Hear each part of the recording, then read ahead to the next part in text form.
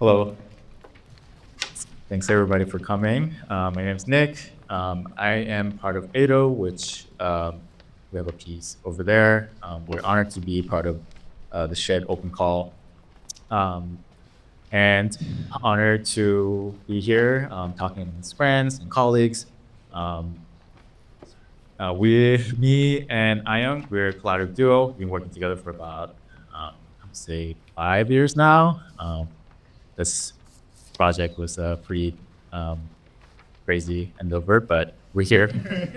And some of our friends have actually seen us working on this piece for a while. Tired and exhausted. But we don't have that much time, so I'm going to pass it on to Danny, and then we can do a quick introduction of everybody. Hi, everyone. Thank you so much for coming out today. And yeah, as Nick says, we have pretty, wish there was always more time to talk, but we'll all be around after this. So I just also wanted to keep it quick in my just thanks to Ayang and Nick for inviting me here to moderate this panel and such a great group of people, some of whom I've known for quite a while now and have been in conversation with around also this idea of reframing the human and the topics of cosmology, myth, and speculative lineage. So we'll dive deeper into that, but I think first we'll start with just like a general prompt for interviews to all of the artists, which is to take maybe everyone 1 to 2 minutes to talk about how a particular project or an upcoming project or your general practice addresses these interrelated themes around cosmology and myth, as we also see in the work of Ayang and Nick here in the Shed. Yeah, I'll start. My name is Yeqin Zhu. Call me Yi. I'm an artist. I make relief paintings that's very textured and sculptural, and some of the images around there. I also make large-scale public artworks. How my work really relates to mythologies and cosmologies. Oftentimes, my works have Buddhist references of sort of Buddhist storytelling and mythology. And a lot of it deals with the transformation that occurs, so everything's transforming all the time. And with that idea of transformation within the artwork is also the inherent underlying idea of interconnectedness. So transformations can happen where a figure or an animal becomes something else. For example, one of the paintings there has clouds. It's called the Clouds of Heart Sutra, and there's images of dragons that also sort of transform into different types of clouds. And that's sort of how cosmology and worldviews are embedded in sort of mythology, Buddhist mythology, and how that's transferred through time and also space in terms of like through temples and through, I guess, books and iconography. Hey everyone, I'm Amanda Phingbodhipakkiya. I'm going to talk about a very specific public artwork that I unveiled last year at the Bangkok Art and Culture Center. It was a large-scale textile installation that soared 3 stories high, and it was drawn from a year of research and production across Thailand.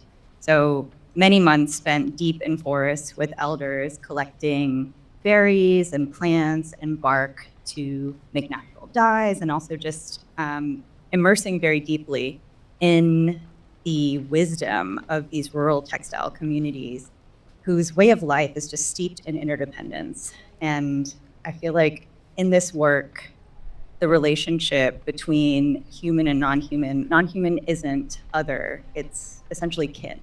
So with this work, I feel like I was kind of unraveling this human centrism by offering a space that's stitched together where the human and non-human can coexist in this soft kind of reciprocity and intimacy.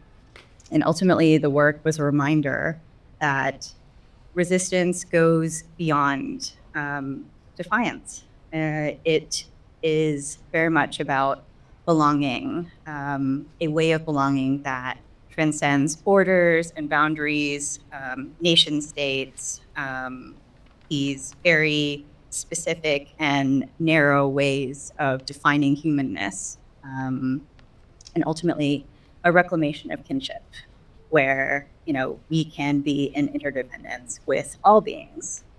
that carry us forward.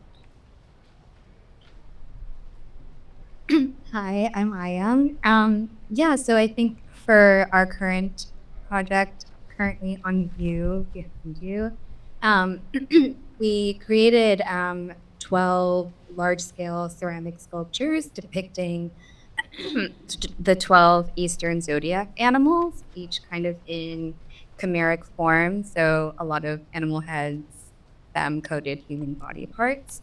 And for this project, these forms are actually referencing statues that are found in pre-colonial burial tombs in Korea.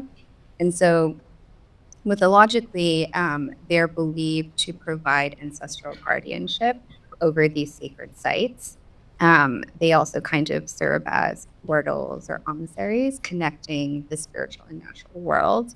And so we were interested in kind of bringing and readapting those forms into this space and to create kind of an altar space. So like arrange the sculptures into a circular formation in the similar way that it is in the burial tombs around a 2-channel video installation showcasing the US-Mexico borderland and the Korean DMZ. So spaces of immense ongoing trauma as well as fractured ecologies and what it means to kind of envelop those spaces into kind of a sacred like a sacred space, using these kind of sculptures as a way to kind of mark out. Yeah.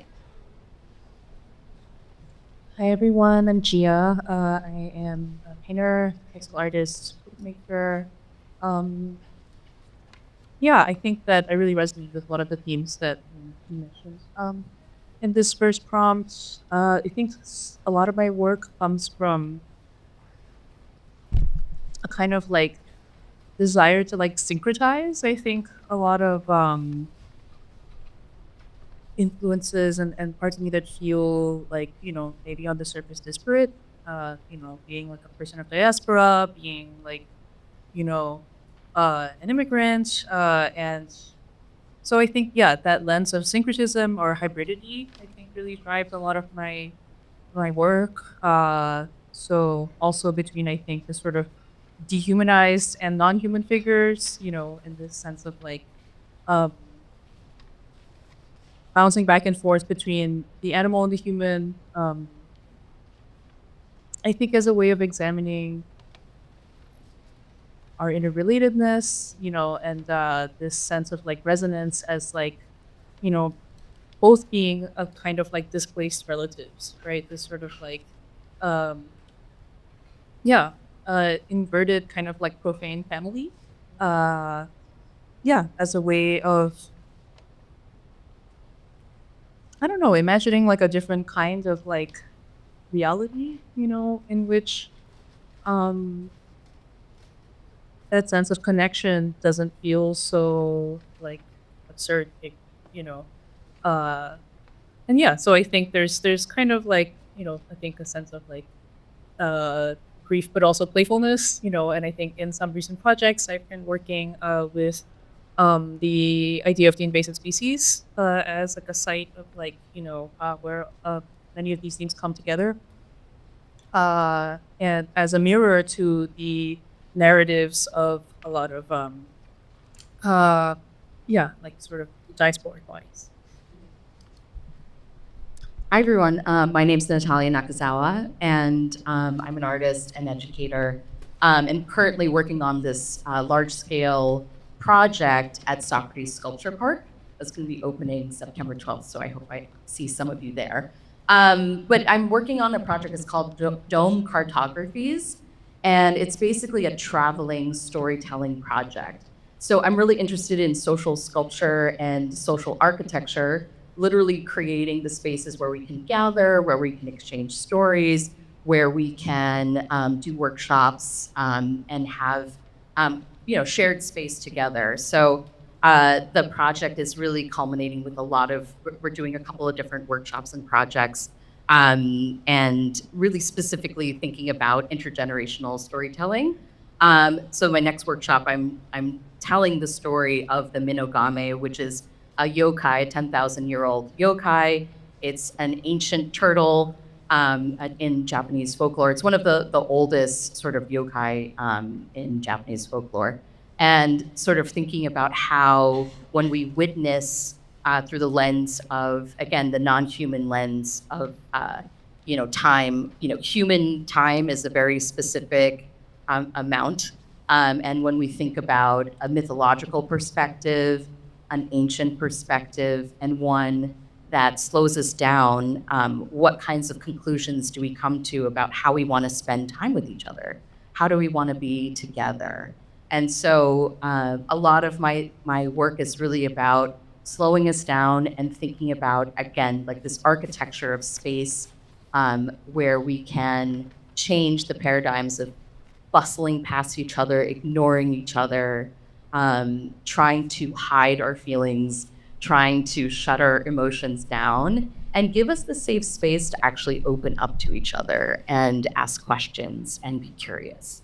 So I just want to say thank you for everyone to do a little bit of that with us today. Hi, my name is Sahana. I am interested in myth as a science and as a form of mapping relationships between the human embodied way of feeling through the world and everything we encounter within the world, which includes anything from the level of the cosmological to a snail or another animal's way of experiencing the world. So in 2023, I did a project or a body of work that thought about the ocean as a metaphor for time, a better metaphor for time than, like, say, a circle or a line, and kind of examined this through paintings. I'm a painter that thought about the concept of memory, how things live on in memory, time, evolutionary history, the Earth's history, and creation myths. And earlier this spring, I went to the Arctic Circle and I sailed around on a sailboat with 30 other artists for 2 weeks. And this experience is, continuing that line of thinking about the ocean. And I am now, well, I guess we could talk about like future projects as well. I'm now thinking about how to address the ocean as a single, like, living entity, a single self, the global ocean as a single self, and how that relates specifically to the Arctic, and how to weave the Arctic in images and mythologies into our current modern imagination. Because it's not something we really think about, but it's something that is extremely precious to global climate and our immediate environment. So, yeah. Thank you all so much. I just want to say, for anyone in the back who wants to have a seat, there are some chairs up here to be filled, and on the seats are also printed bios of all of the artists, so you can read a little bit more about everyone's work there too. And then we'll have about 10, 15 minutes for a Q&A from the audience. I just wanted to say that. So, for the interest of time, we'll maybe center into a deeper dive. And maybe we could actually start with Nick and Ayung with this, is that there's also this really important element of not only the ecological, but as a lot of you have said, thinking about kinship and alterity and kind of the interrelatedness of these things, including something that comes out of dehumanization, something that comes out of the binary of the human and non-human, in which there was this colonial formation or distinction of what we term the human now in the first place. So in terms of this intersection of spirituality and land and also borders, in which you were researching at Mexico, US border, and then also in the Korean DMZ between North Korea and South Korea.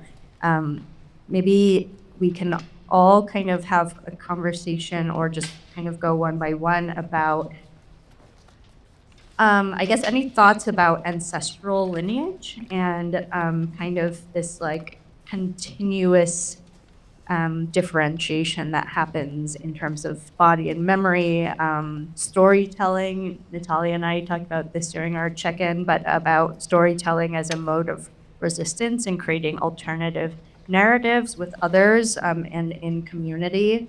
But also being diaspora is this inability to kind of return to one's land also. But how does kind of that creating stories or kind of new narratives or ideas or even language, how is that a form of, also art making and world building too?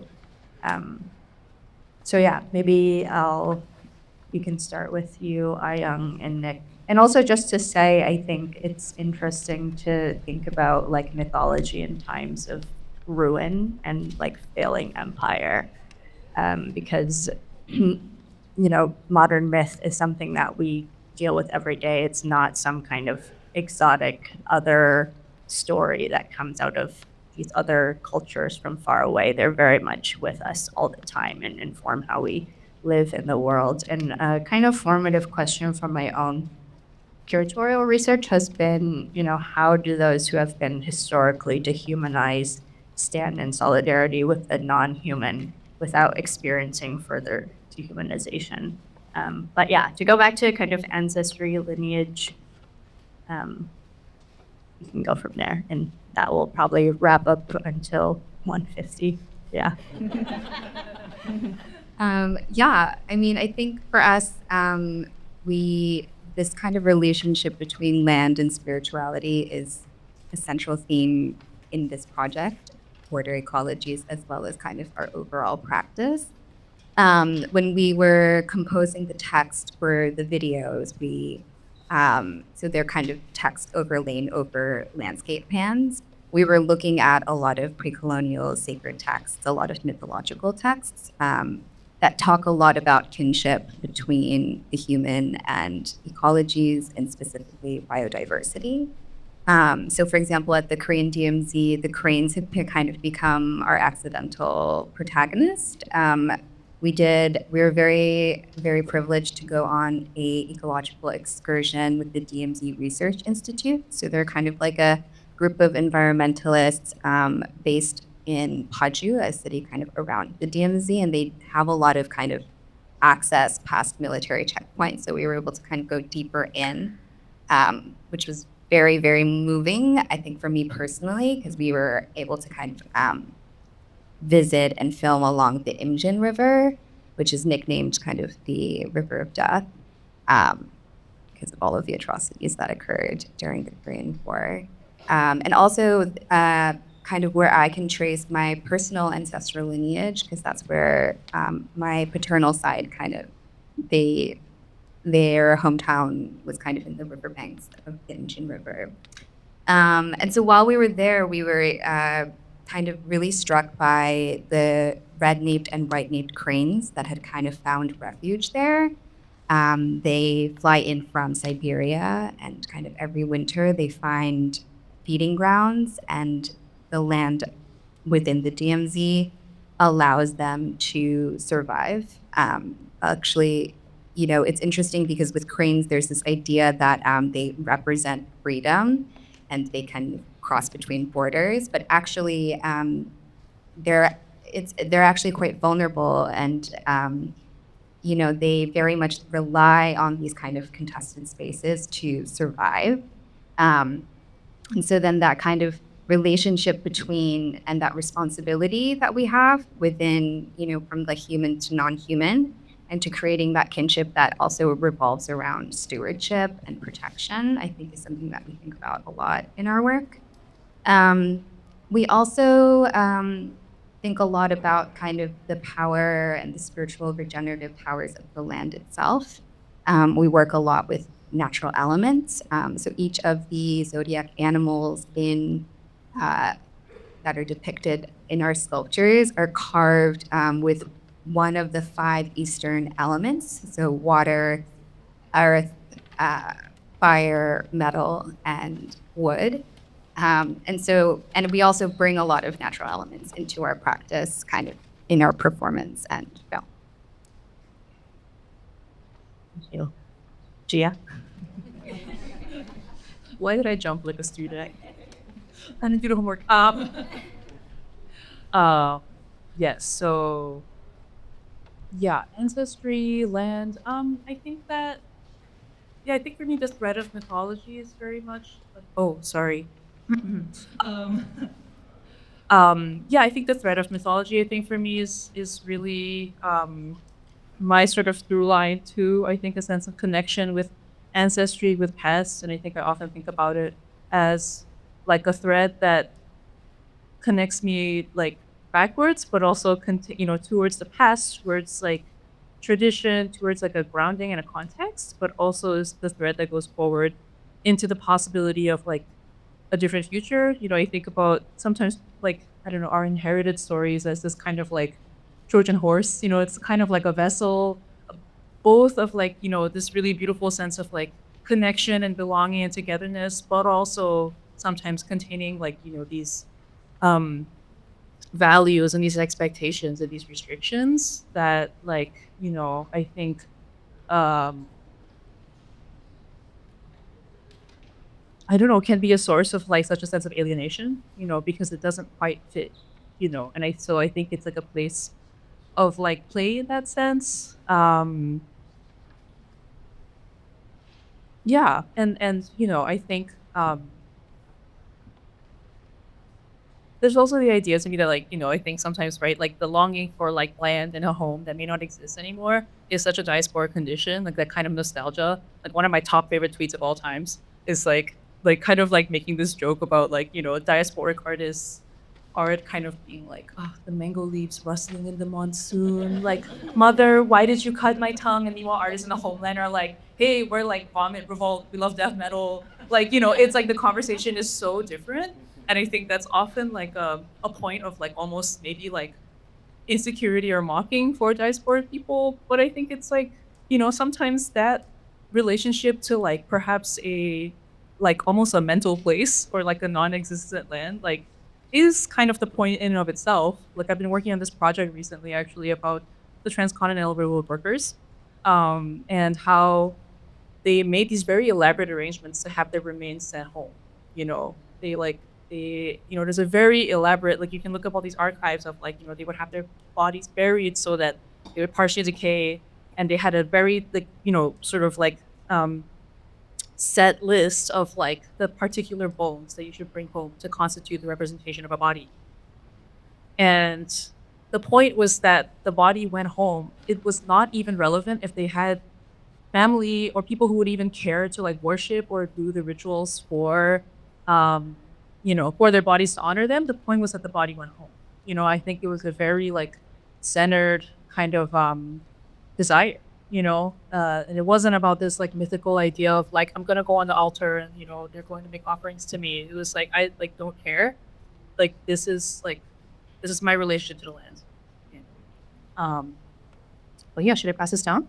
Yeah, we can go to Natalia, but I think there's something really striking there about the kind of ancestral lineage and this idea of home being like a spiritual journey, in which I feel like the spiritual has also come out of this binary, also of like the secular, the non-spiritual. But if we think about this being some kind of experience that infused of all of our life experiences, and as we had talked about stretching through time, which you can probably address, Natalia, but yeah, I think that's also something that connects all of your works too, in many ways.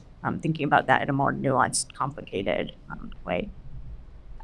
No, we were just talking about storytelling really as this area of resistance, and similar to what you were saying, Amanda, that it's a space that is not just about rebellion or retaliation or even revenge, or that it can be this space that is very soft and a place where we can be playful, and a place that maybe, and I use the term safety very kind of like with a little bit of a grain of salt, but this idea that there should be space for us to have a more loose affiliation with how we want to define ourselves, and what kind of conversations, in a sort of a personal way, when I'm telling stories to my children at night before they go to sleep.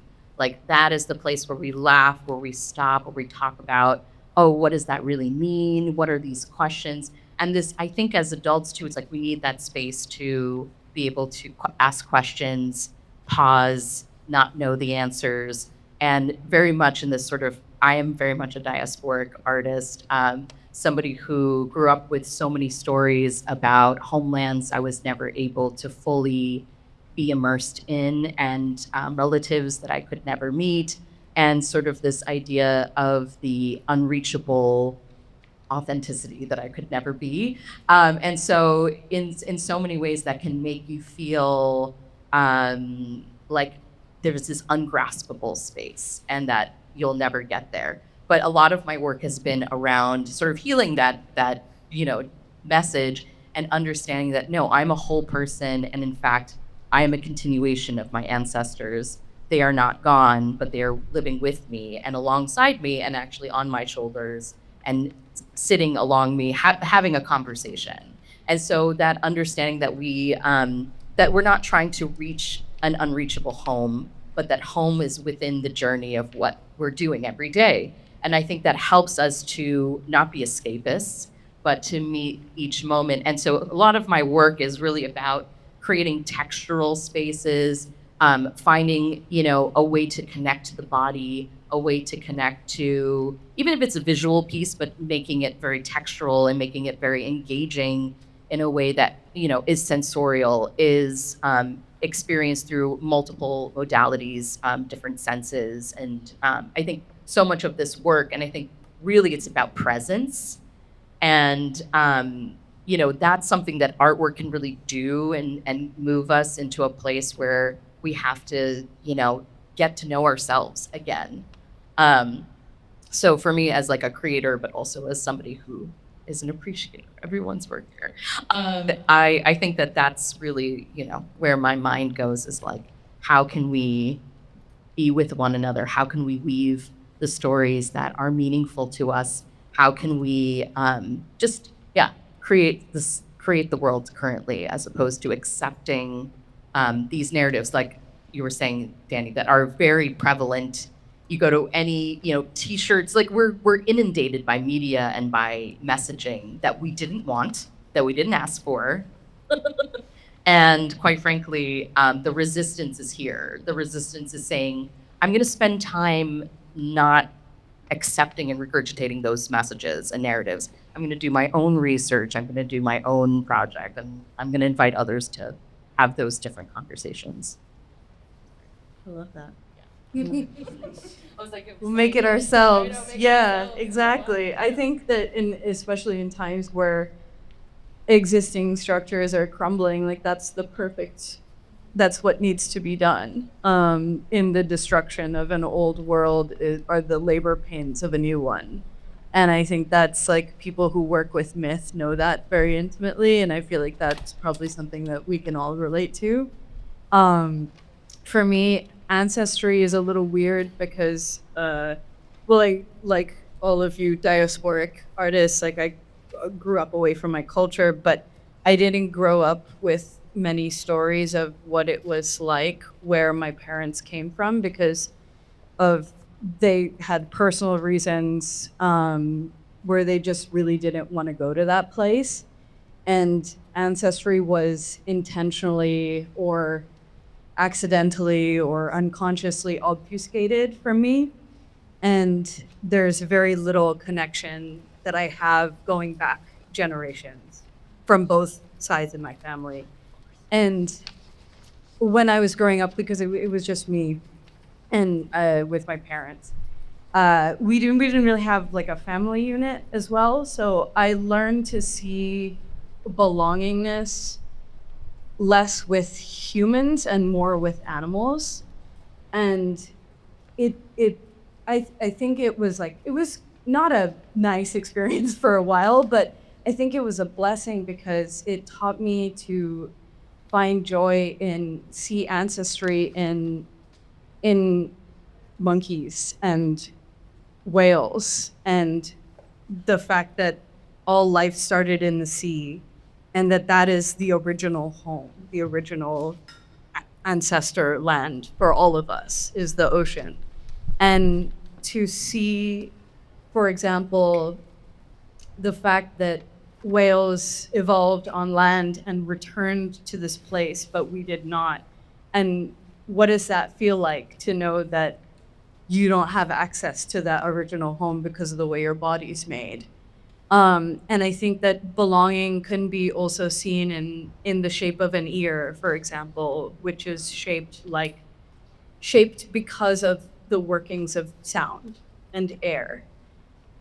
That to me speaks of a really deep form of belonging, in that everything in the world is made by everything that it lives in and lives through and lives with. So even the shape of a whale is formed by the movement of water and its desire to move through water in a particular way. And that is shaped by what it eats. And that is shaped by what that eats. And that is shaped by sunlight and the quality of sunlight in water.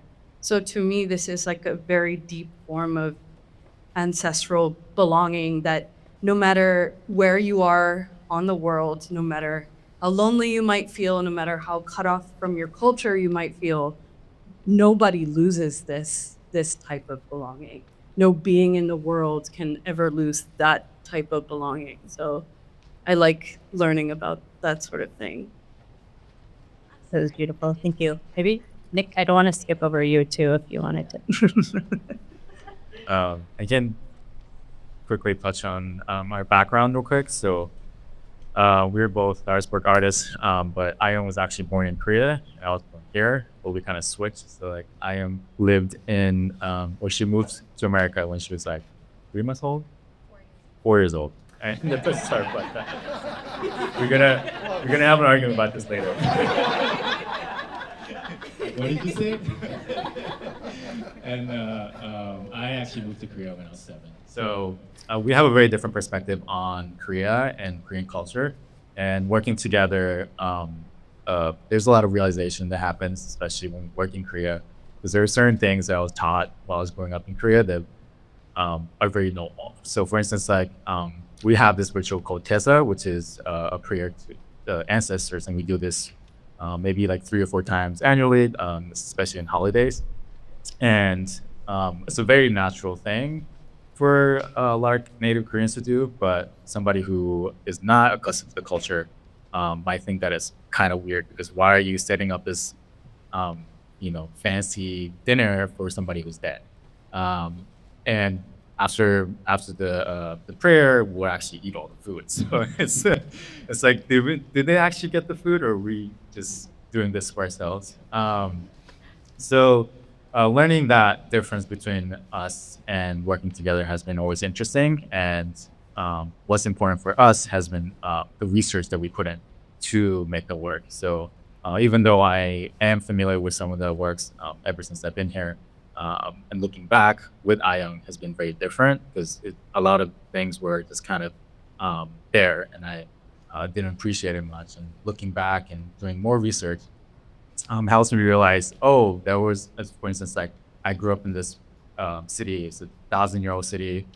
There are temples everywhere, and that's kind of where I grew up. And I was never like paying attention to like where the temples are from, like what is these temples for. I was like bike around and hang out and climb tombs and slide down and get yelled at by older folks. But doing research on whose tombs those are and why they were there really helped me kind of grasp more about my culture, as well as a deeper understanding of like where I'm from. So ever since we've been working together, we've been doing a lot of research on that, and it really helped me understand. So for instance, like the zodiac animals, I actually learned a little bit of Chinese when I was younger, but especially when we're doing the research in the zodiacs, they're all in Chinese, and you have to understand a little bit of Chinese. So I had to learn a little bit of Chinese. So for instance, like how to write each individual animals and how the elements work. So the elements are actually 5 elements, but they're split by yin and yang. And so then there's 10 specific elements, even though they're originally 5, and then 12 animals. So each year would be, for instance, like fire pig or like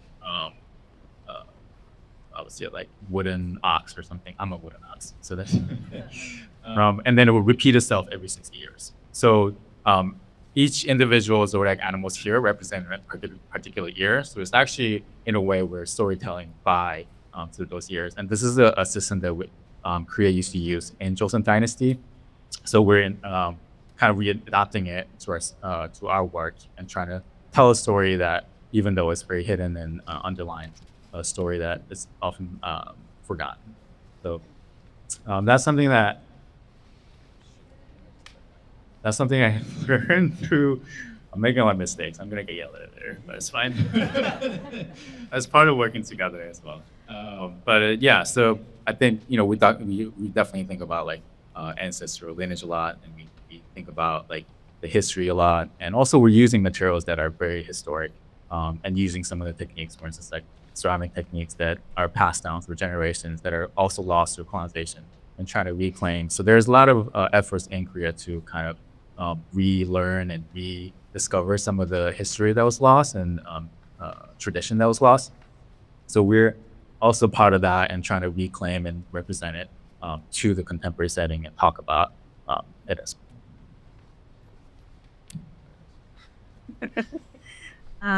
Like so many of my fellow panelists, I'm just like so like when I move through the world, myths come with me. I'm Thai, Indonesian, and Chinese, so it's just a lot of spirits, a lot of ghosts, a lot of mythologies that come with that diasporic ancestry. But I would say that in my practice, I am often considering myths as technologies of survival. They're what survive when our official histories are burned or buried. They're what live in our bones. They're what teach us that there's often this cyclical motion between decay and renewal. And, all of our ancestors have walked through fire before, and there'll be this continual cyclical nature of rebirth. But, I also think that with myths, they just allow us to both inhabit and imagine these different realities, these better potential realities, especially in the context of just general like lack of faith in institutions and environmental stewardship that is so necessary right now. But I think we also have this kind of false distance between kind of myth and our everyday. So in my practice, I'm trying to kind of collapse this false distance to say that, in my practice, the goddesses are not necessarily these unreachable, golden, magical things that are unreachable. They're the aunties with calloused hands. The Naga isn't something that's, completely imaginary, but instead it's a keeper of our memories and our secrets. Yeah, so when I think of ancestry, it's not something that I actually think about intentionally, just like thinking back to it throughout my life. It's sort of something I just bumped into. So for example, my parents, they were farmers, and things changed so quickly within the past like 60 years. So that, they were just generations of farmers until my parents, they met in like this factory town or factory city. It's a huge city now. It's called Shenzhen, and they immigrated to the U.S. Because they're trying to escape poverty. And so it's not something they talk about a lot. I mean, they talk about it not in like idealized way, but like, so it's just something I sort of bump into every now and then. And in terms of like their farming lineage, so I was from Taishan, and they also have ancestor worship. Like it's literally a shrine with generations of generations, their names on the shrine, and they carry it with them. It's sort of a really important ritual object that's carried with them in the houses they live in. And they carry that, as well as my mom is a really like I would say she's a really great gardener. So I grew up in Sunset Park, and there's this lush garden where I grew up, and just experiencing that, like all that ancestral knowledge is just experienced in my everyday life without thinking about it. And then when I went to college, I had a really super theoretical arts education at the Cooper Union. So I was like reading like Lacan and Derrida and all these things. And like, and there's no mythology in these things. You know, they're like, get rid of all that. Like that's just like storytelling. But then, you know, as time went on, I had this, you know, after graduating in 2010, I had a conceptual practice that I never executed because I would shoot down every idea. So like for 5 years, I didn't make any artwork. It was quite traumatizing. But that's when like bumping into ancestry just sort of like makes sense. I slowly sort of started developing a process that's akin to gardening, where all the materials are around me. I get lost in the materiality of things. It's like when you step into a garden, a bee hovers by, and you're like, "Oh, what's going on with the bee? How's this flower how's this flower procreating and spreading and creating this beautiful garden that I get to experience for a season or two?" And that's sort of how I think of my art now, where it's sort of like a lush garden that's spilling over and overflowing. And when it comes to mythology and like storytelling, and how that sort of decenters us in our like everyday human-centric world, like I think of Alice in Wonderland, where you sort of get sucked into this like rabbit hole, and you're into this entire world that's not about you. You know, like it's this world that has living things that are already happening, all these intersecting storylines, and that's sort of what happens in a garden, and that's sort of what's happening in my paintings. I try to put where, for example, one of the paintings in the back, that's the screens, all seeing, all feeling, all being, all changing. There's a tiny, tiny little Buddha in the center of the painting, where it's like, unless you like really examine the painting, you wouldn't see. But it's a tiny little relief of the Buddha in the earth touching gesture. So that's the gesture where Buddha touches the earth, so that the earth witnesses his enlightenment. But then in the painting, it's not the central theme. There's all this other life that's happening. And that's also sort of the point of what's happening in Buddhism as well. And you know, with my artwork, I think about these cosmologies and these ancestries, and which is also probably why I gravitated towards just Buddhism, because it has such a strong lineage and ancestry, and where it broke off. It's like it's a whole thought system that transforms and changes and moves through different continents. And yeah, so when I think of ancestry, like that's sort of just bumping into my own ancestry and then rediscovering this even like more collective ancestry. Thank you all. Those were really powerful anecdotes and examples, I think, that you all gave. And we're doing really good on time. Maybe we take another or maybe I'll just wrap up and we can also open it. 20 minutes, okay. We can maybe take in, if anyone has anything to say to this, but what has been really wonderful to hear is this kind of expanded approach to one materiality in your works, that think through these ideas. So it's like, you know, this leaving with a bigger question of the role of art and aesthetics in all of this is, why do we make objects? Why do we make performance or experiences or encounters or gatherings? And kind of the role of that throughout time, which has always been around, in that the art object, for example, was also the religious object, was the functional object, and was the communal and spiritual object, in which it wasn't just something to look at, it was also something to kind of live with you.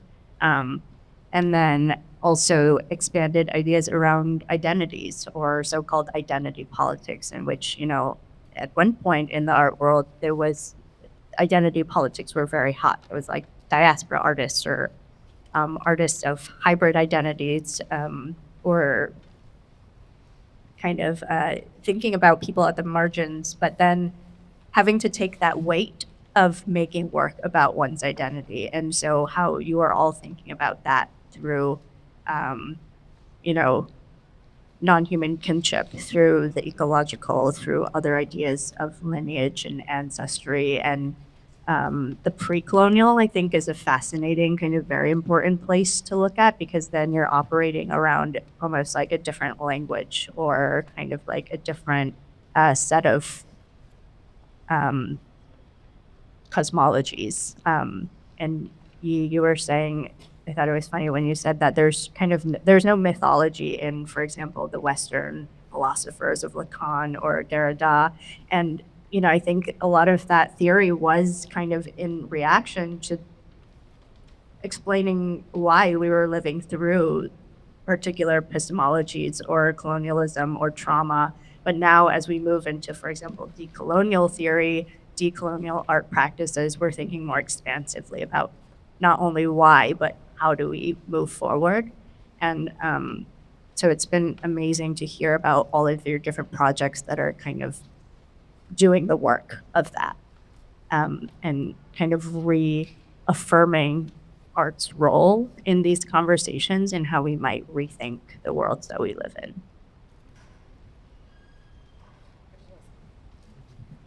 I just want to have a quick little thing here, but I've just been thinking a lot. I think it's a lot of this stuff is like almost like we have to go through a certain kind of path to breaking these barriers and understanding, okay, that we've considered this, the answers are not here, so we're going to continue our quest. And I think for many of us, you know, being diasporic artists, having to contend with obviously difference and contending with challenges and specific things. Sure, it is useful, and it's like a tool I find useful to understand the sort of cultural context or identity. I don't think it's not, you know, something that I throw away. It's something I acknowledge and take into consideration. However, I don't let it's not a definition. It is one of the many sort of like contact points that allows us to situate ourselves or understand the sort of terrain of social fabric and et cetera. So it's great. It's great as a tool. It's great as a touch point.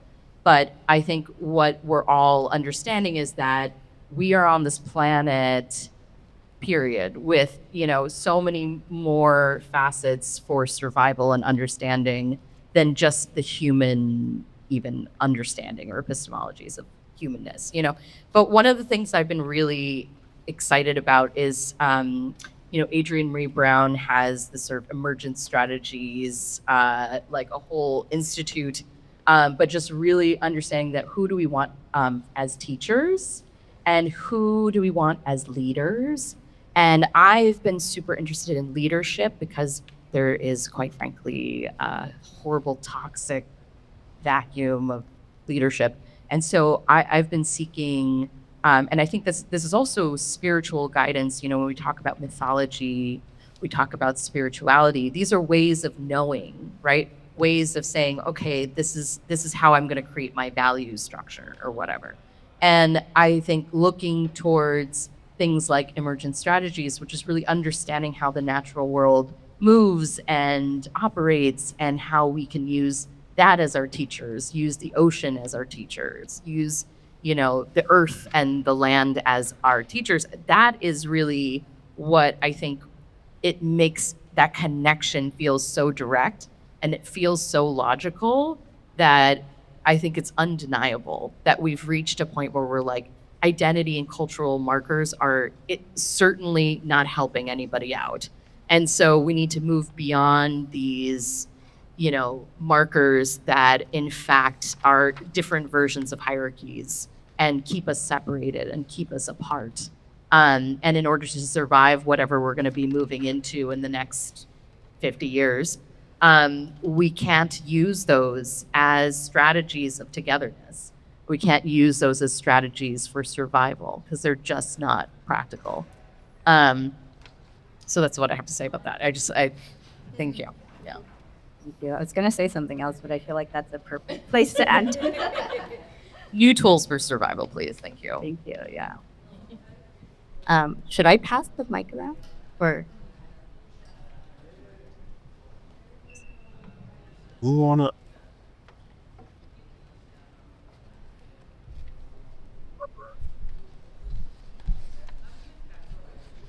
This was wonderful and fascinating and very inspiring. I was really moved by this idea of the ocean being the ancestral home for everybody. I laughed about sliding down the tombs and the garden and Sunset Park. And, I'm an autobiographical cartoonist, but I'm also a student of Carl Jung, and I value myth. But I do wonder, I was sort of fascinated with all your individual stories too. And my question, I guess, is there a place for autobiography, or is that always suspect in some way?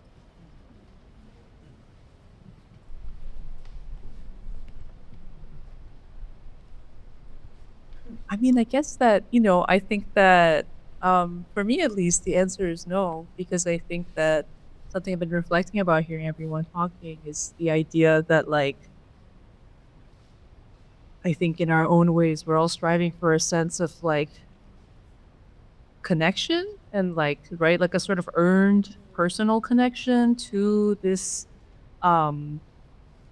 sense of, like, community, sense of background, sense of self. And so it does come from the everyday. It's come from, like, a grounding, like in observation and lived experience in, like, community.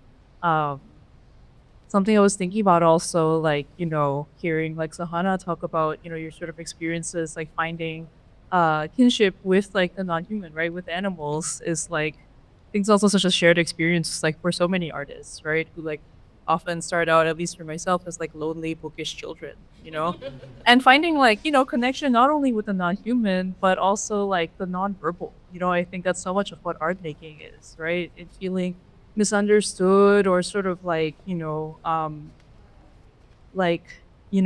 square peg in a round hole. Like, you turn to, like, materials and materiality and this act of making that grounds you in the present and in your body, right? When maybe you feel that the socially prescribed ways to do it, like, are causing you to float farther and farther away, So I think even if the autobiography is not, like, present as a, like, concrete, like, prose narrative, at least to me, I think I see those threads running through the philosophies of a lot of our work.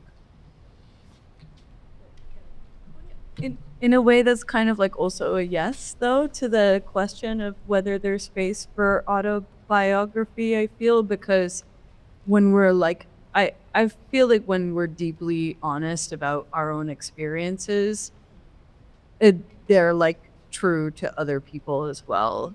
And I think that's another way of seeking connection, like, a valid way as well, as long as you're not, like, holding on to stuff in an egotistical way, which would be easy to do, I think, sometimes. But I think there's a non-egotistical way of sharing one's own experience to seek connection with others, because it's validating to see.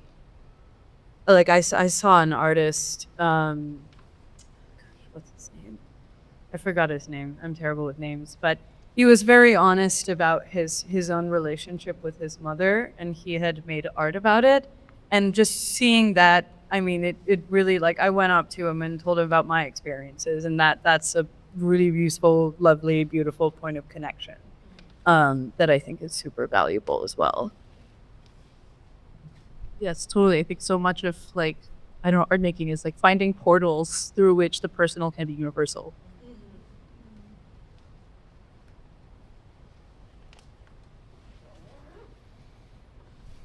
Hi, thanks everyone. So your question actually made me think about the word autobiography and biography. And when I was listening to all of you talk, and I'm familiar with a lot of your work, I actually see the work as being, like, whatever the opposite of that is. So placing yourselves and your identity, your biography, your story in a larger context, because your identity is necessitated by being connected to other things because of I'm also a person from a diaspora, because it's by necessity. There's not really a choice. So even before you make art, right, your life is about these things weaving together or coming into tension in some way. So my question for you all is, when you think about narrative building and storytelling, because all of you have experience living in a Western context, so I'll just say that as a broad. Do you all think about the way you tell stories from these other diasporic places, that like the narrative of biography and autobiography are really Western to me because they single people out in a very specific way? And I was just wondering if you all had any thoughts about that, because all of you engage in that in this very specific way. I was going to say, I reference Mikhail Bakhtin, who has this, it's called he kind of created this theory of the novel. And the idea of the novel being like that there are disparate voices, that there are disparate people within one big story, an epic, and that we still understand it as a story. We can still be cogently aware that it's like one story. And I think about that a lot. I mean, he's a Russian writer, and I just think about the fact that we are capable of understanding multiplicity. And I fight for that every day, because I think that in the Western context, there's even this sort of myopic of like one point perspective. I was raised by an architect, and I was taught how to draw with 1 point perspective. And I remember just having this moment where I was like, I reject this. I reject this, and I choose storytelling architecture. And to me, storytelling architecture is one that's orthographic, that opens up like this, that opens up, and that there are multiple stories happening, or multiple lineages, or multiple things happening at the same time. And along the lines of also scroll painting and this idea, I just like had this moment where I was like, no, this is incorrect. I don't ascribe to this. I was like, select all the 1 point perspective and delete. So I mean, I do feel like it's this conscious thing that at some point I had to be like, I had to accept it, or even though I know about it. But oftentimes when I'm walking through the city, I tried this exercise, and it's like a really fun exercise where you just try to pretend like you know nothing about perspective, and you just like imagine the buildings opening up, and you imagine like all the art, like the sides, and you imagine you can just like x-ray vision and see through the whole thing, and then it's really fun to walk through the city. Yeah, I really loved what you said. So for my own practice as well, storytelling is also really fragmented. And story comes through not just as images, but it comes through in the material itself. So all my paintings are made with pretty much everything that's available and found within my immediate environment. So some of it could be like broken cell phones or broken laptops. And if you excavate where these parts come from, it's a pretty global, fractured, I guess, capitalist system, where minerals are mined from maybe parts of Africa or parts of South America, and it's assembled in different parts of the world, and it comes to you, and you use it, and then you throw it away because that's what you do with cell phones. And in terms of what you said about storytelling and architecture, I think about that a lot as well. I think about reliefs in architecture as a way to tell stories, especially in temples and churches, where the reliefs they're supposed to be felt in a spiritual way. It's not just meant to be seen in a 1 point perspective. So within the building, the stories of, for example, something that's is supposed to have you feel enlightened or elevated. Maybe it's the reliefs in really tall buttress ceilings in a church or something, right? So the space and the images and the materiality is all coming together in in one place to tell stories. And another thing I think about storytelling in art is just enchantment, or enchantment within nature. You go into a forest, you could be enchanted by songbirds or something. And I feel like we don't get that enough. We don't. I feel like a lot of my experience stops on the cell phone, and you just keep scrolling, and you don't get enchanted by things to like move into the forest or here's, some things within the grounds of this land or the ancestors. Like all those are points of enchantment, whether they're, whether Lacan or Derrida says they're real or not, or it's an archive or not.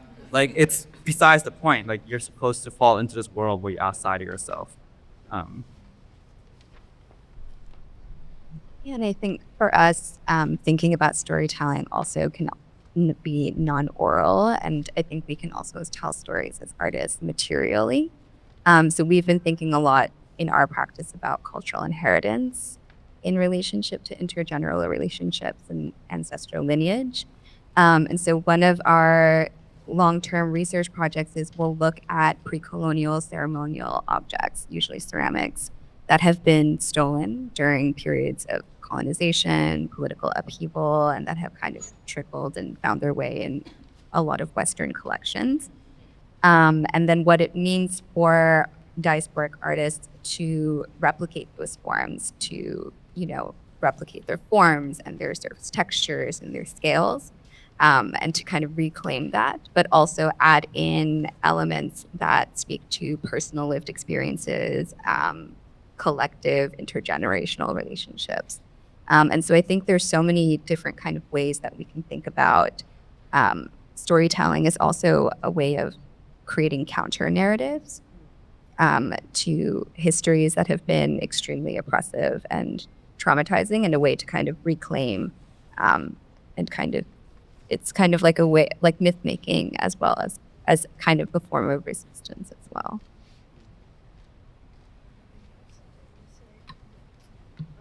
It's more in response to what you said, Yi, about enchantment. And I think when we're talking about reframing the human and seeking kinship and everything,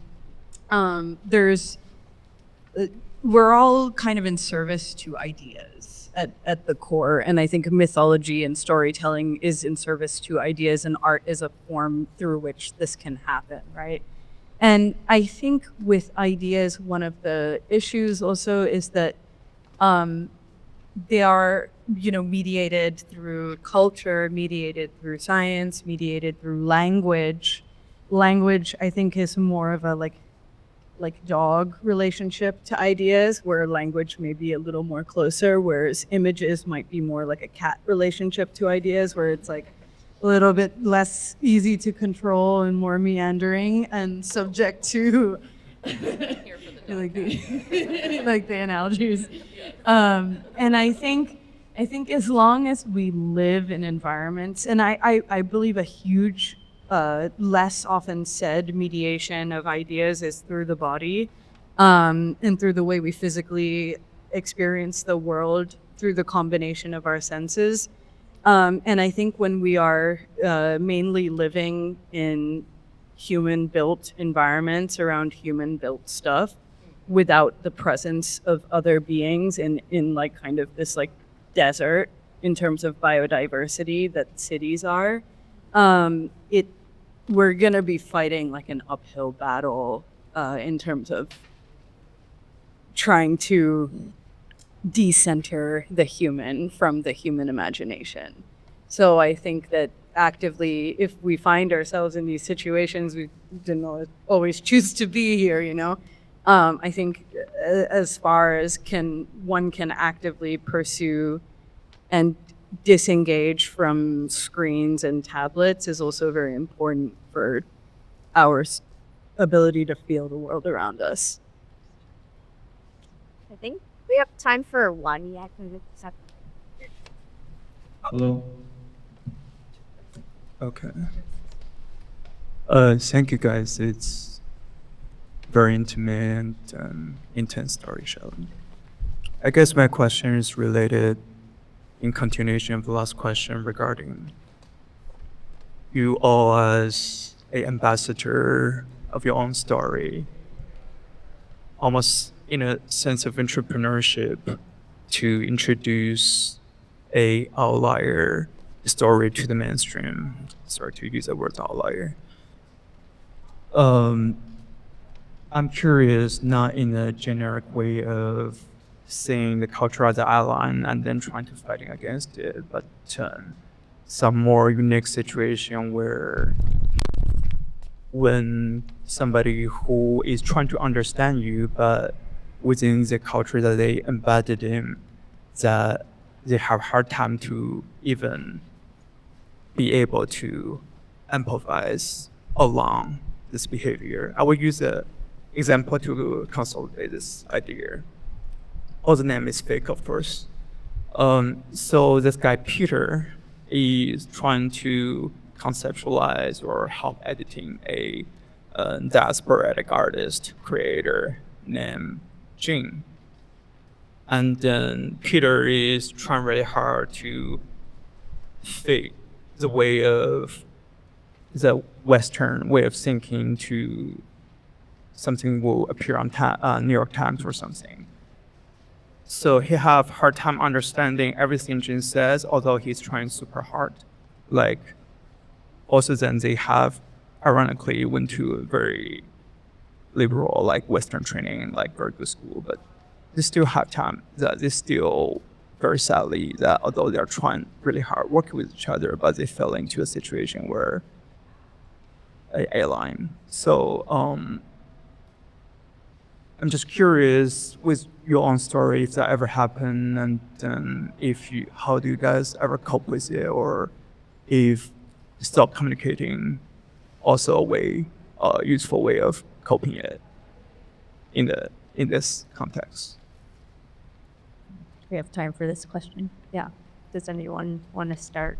I will also say that in terms of this idea of like a universal, I think art's, also thinking about culture, it's not about like a totalitarian universal experience. I think this idea of like differentiation and diversity is really important in that, not all of us are always going to perfectly understand each other, and we're not trying to speak for other people through stories, and I'll let the artists talk about that as well. But I think even thinking about like understanding this idea of like, for example, anthropocentrism or like human-centric, we're not really trying to say that we're not human. It's like kind of a more than human, or it's like more than that one terminology, for example, and we're kind of trying to redefine in different ways what this ideology behind the word means, using visual language images in art making. So yeah, I'm not sure, Chando, if I'm fully understanding your question, but I think what we're trying to kind of unpack here is, like you were saying, is not communicating or refusal a kind of way of communication too, and perhaps there's something there, I think. I'll just say some quick words, and hopefully someone else could grab onto this question as well. I mean, to me, I just think about it as a broad idea of like culture. Like some when you differentiate between mainstream and like, I guess, not mainstream, like some memes become very localized and small and then they explode and everybody understands like, like what this cat meme or whatever it is, like, and that's sort of how like culture operates as well. Sometimes it's just very localized, and it's also about the execution of the artists. And a lot of the material is open to the artists to use, whether they want to point towards mainstream signifiers, as we call it, or just images or sounds or whatever, or to be more local and intimate in inviting people to dive deeper into the artist's world. I think the perception of our work is always subject to sort of culturally where we are. Like, for example, when I present work here, I am considering how it might be received by a Western or very diasporic audience. And it's really different when I work in Thailand, for example. And I didn't grow up in Thailand, so there was also a very steep learning curve in terms of culturally how my work is received. And I've also heard this from many friends who have worked internationally, where sometimes working in the motherland, there is a huge gravitation towards Western ways of making, Western ideals, and that is sort of like more valued because of colonialism, of many threads and reasons. But I think when we create work and present it and are creating a space to invite folks in, just having that top of mind can make the work feel more resonant to the specific audience that we're trying to reach.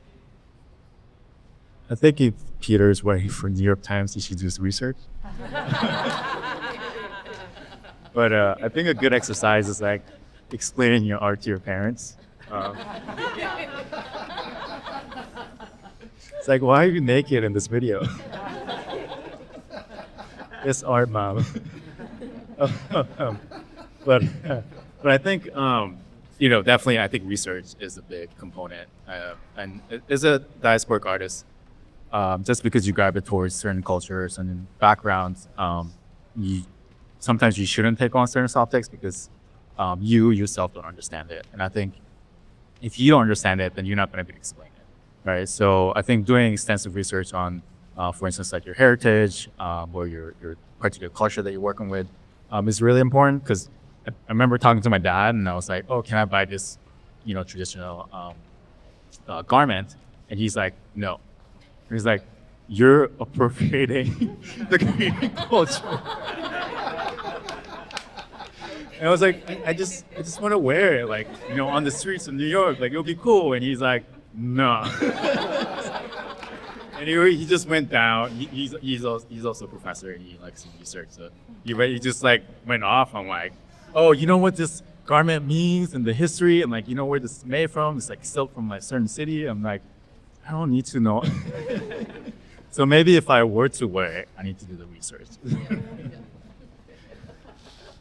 I think also to your point, Amanda, talking about kind of the way the work changes depending on kind of where we are. For us, we have kind of been working around the DMZ for the past 5 years. And one of the things that has really struck out to us is the local communities there that have kind of lived kind of within and around the DMZ for decades. And thinking about how to kind of carry their stories on. They're quite sensitive about how, for example, the DMZ and these contested spaces are articulated kind of outside of even the country, that they're not sensationalized, that, that it's understood that it's also kind of someone's community and someone's home, and thinking about kind of what it means to carry on stories, whether they're occurring now or in the past, and kind of what that responsibility can also look like as artists, I think is something that we think about a lot. Yeah, I don't know, jumping off your point, Amanda, about this kind of like the sort of different, relationships and interpretations of your work in different places. Like, yeah, I think sometimes it's like the idea of imperfect transmission is like really valid, and I think it's like whether as a diasporic artist kind of like twisting and reinterpreting and changing, the sort of like culture and the traditions that you're carrying, or just like, between like artist and audience, which also is like, Peter, if you don't get my work, maybe you shouldn't be interviewing me, like it's like maybe Sahana, like should talk to me, like, right, like I'm like, if you think it's so dumb, why are you talking to me?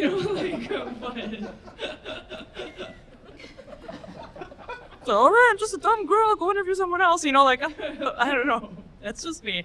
But yeah, I don't know, I think it's like, yeah, the idea of imperfect transmission and that things could mean different things to different people, and like, that's okay. It's like thinking again about the whole like mango leaves in the monsoon, like, right, this sort of perception of diaspora sometimes is very precious and almost naive about like the home culture.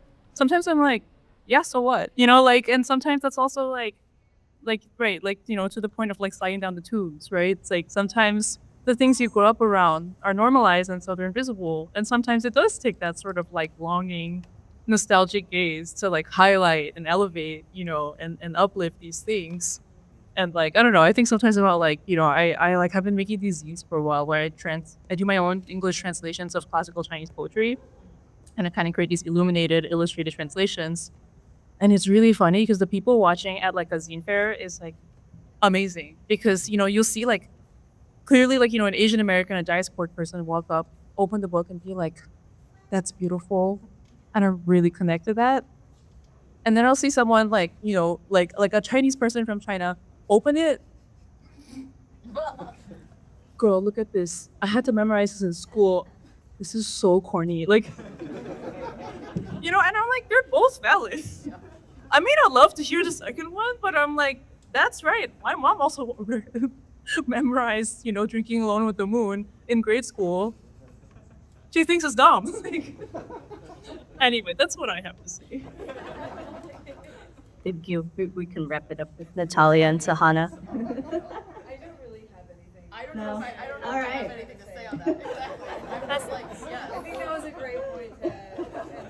I love that. Yeah, exactly. I thank you so much for touching on all of the nuances and complexities of this. And there's obviously so much more. But yeah, see the show and the amazing work here. And thank you all so much for coming.